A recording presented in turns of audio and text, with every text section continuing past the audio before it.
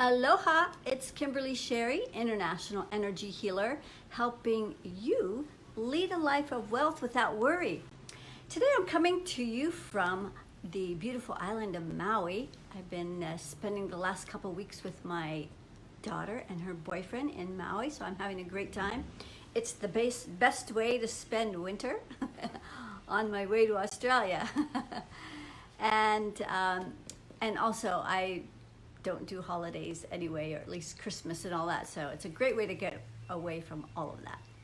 So today what I wanted to talk about was the top 10 things to let go of. Here we are at the end, getting close to the very end of this year already, and people are thinking about the new year, and hopefully you're thinking about some of the things. Hey Alberto, hopefully you're thinking about some of the things that you'd like to let go of and not bring into the new year, and I'm going to give you some ideas. At least my top 10.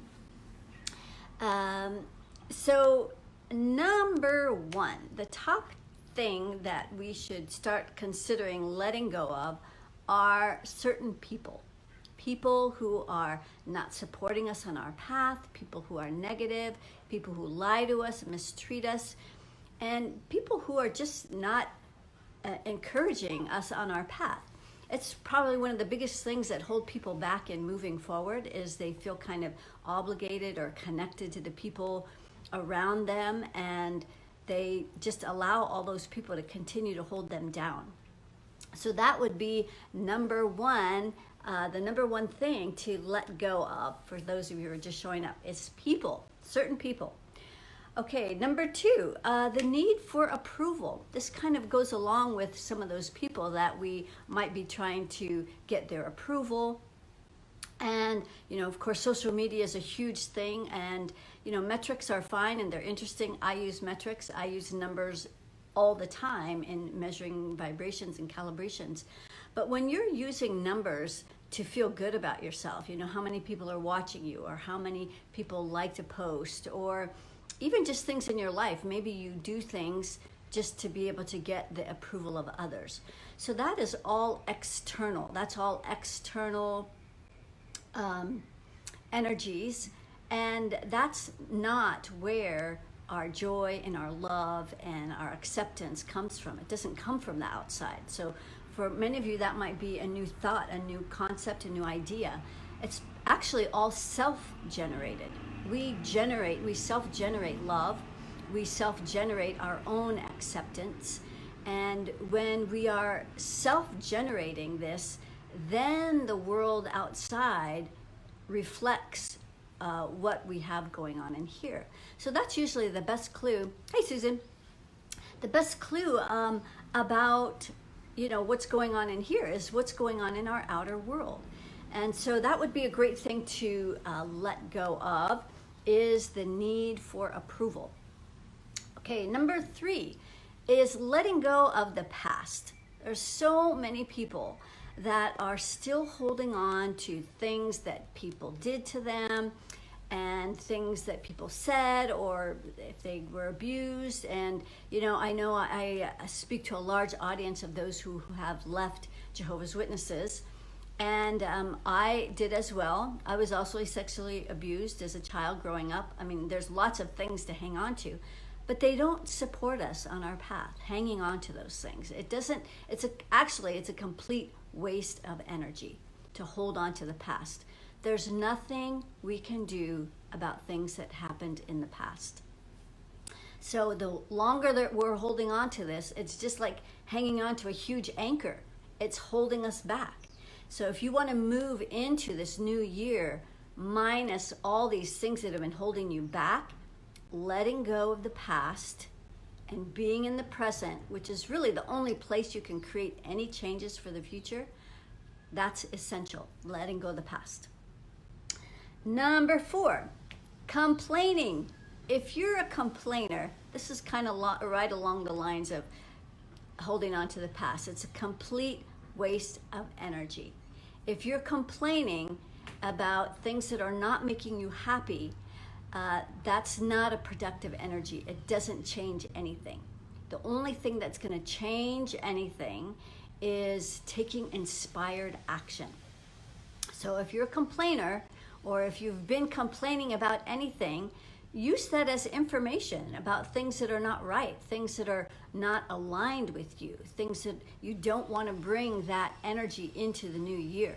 So if you've been complaining about anything, start thinking about some inspired actions that you can take instead. So we're going to drop the complaining. Number 5, perfectionism. Now that's kind of right along with the complaining, in that it doesn't really create any changes for the future. In fact, it's something that holds us back. Oftentimes people will not move forward because it's not quite perfect. I'm a recovering perfectionist, so I know all about trying to get it perfect. And I had this really great mentor that was letting me know, or it kind of just had this thing going on in my head, this little mantra that I would say is just to do it perfectly imperfect. And then you can always tweak it on the other side. So when you do anything, there's nothing that's right or wrong. It's all just information. And so if we do something and we see that it's not quite the way we wanted it, or not how we expected it's going to be, then we can just tweak it afterwards. That's just all information. But when you use that perfection thing to stop you, then you're not going to be moving forward. So just use it all as information. So we're going to let go of the perfectionism. Number 6, let go of the martyr. That's that hard-working, struggling energy, putting yourself last on the list. It's an energy that makes life really difficult, way more difficult than you need to. Now, you might know some martyrs in your life. I know my mom was a professional martyr. And that martyr energy, you might know some people like this, and they always seem to do it the hard way. You know, like you could tell them that this is a better way, but they just have too much martyr energy to do it an easier way. So if you find that you're like that you tend to do things the hard way, you might have more martyr energy. Hey, Bess, you might have more martyr energy than you realize. So the good news is that these can all be measured so that they can also be eliminated. So not bringing that hardworking martyr into the new year would be a great thing. That's a great thing to let go of. Number 7, lack mindsets. Now, aren't you tired of saying, I can't afford this and I can't afford that, and I wish I could do that, but I can't because I don't have the money? And I know I've been there, so I know what that's like.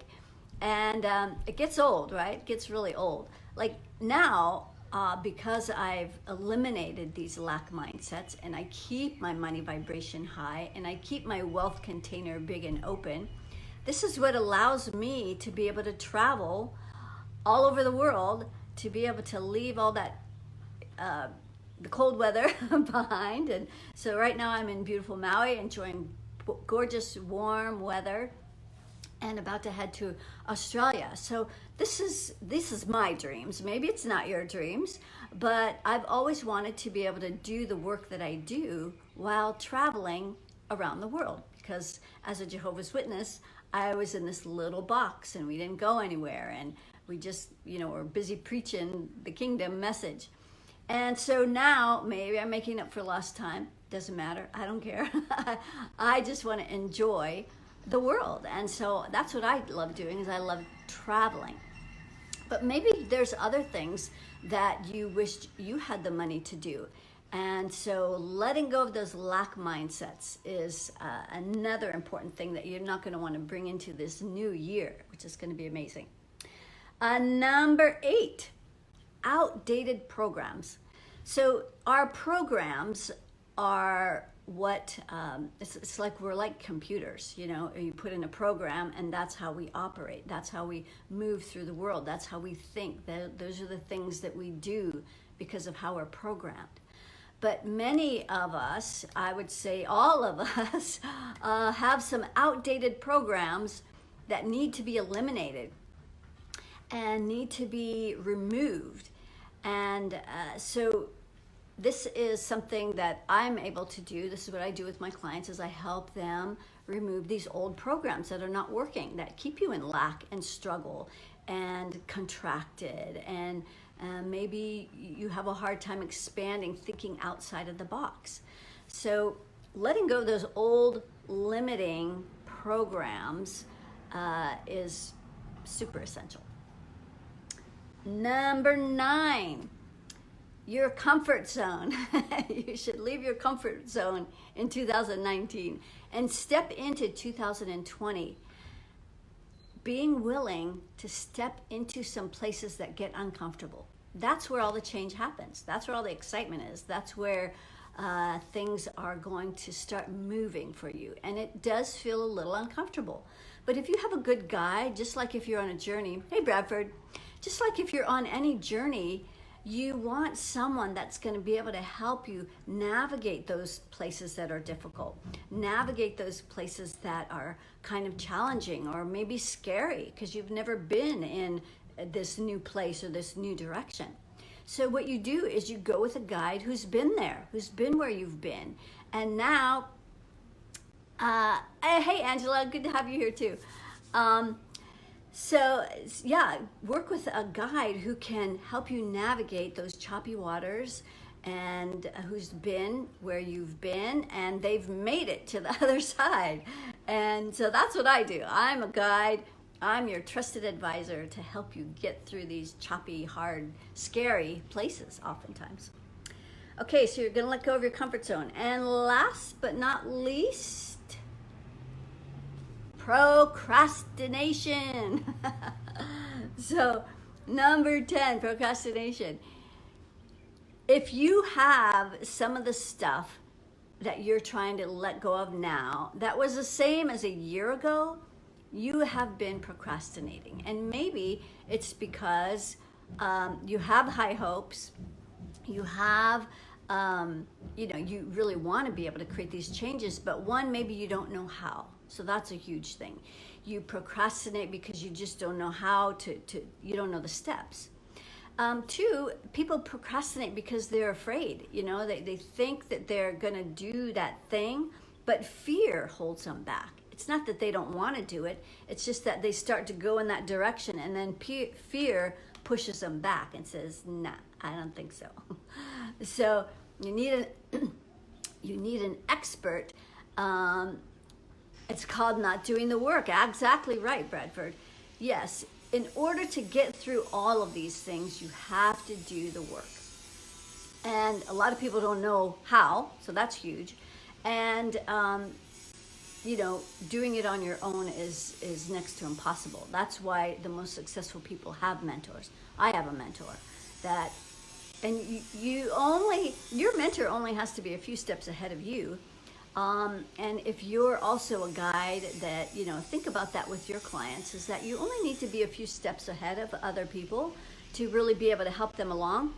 I think I'm pretty far advanced, so I can help a lot of people in all, various kinds of things. But the biggest thing that I do and how I help people, because all of these things that you want to leave behind, that you need help with, like the people, how many people are courting to you? Do you even know?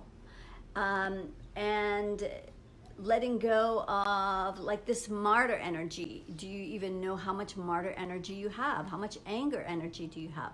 These are all things that can be measured. So if you are looking, maybe I'm not your person to help you get through all of these things and help you leave these things behind, but find a mentor. And the place that I like to start is with a personal vibrational temperature report. I will measure about 30 different things: your martyr, victim, shame, anger, your money, your money vibration, your wealth container, your masculine and feminine energies. How many people are courting to you? Do you have outgrown spirit guides that are keeping you in those old paradigms? Do you have fear entities that are holding you back? All that and more is measured in this report. So I do that without speaking to you, without knowing anything about you. In fact, the less I know, the better. then you can see when you read your report and how accurate it is that I know what I'm doing.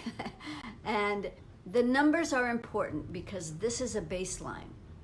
And so this gives us the place to start so that then we know, once we've cleared everything, how we did, you know? So this is the fastest and most effective way of being able to really get to that next level, get to that next step. Hey, Nancy, thanks for coming on.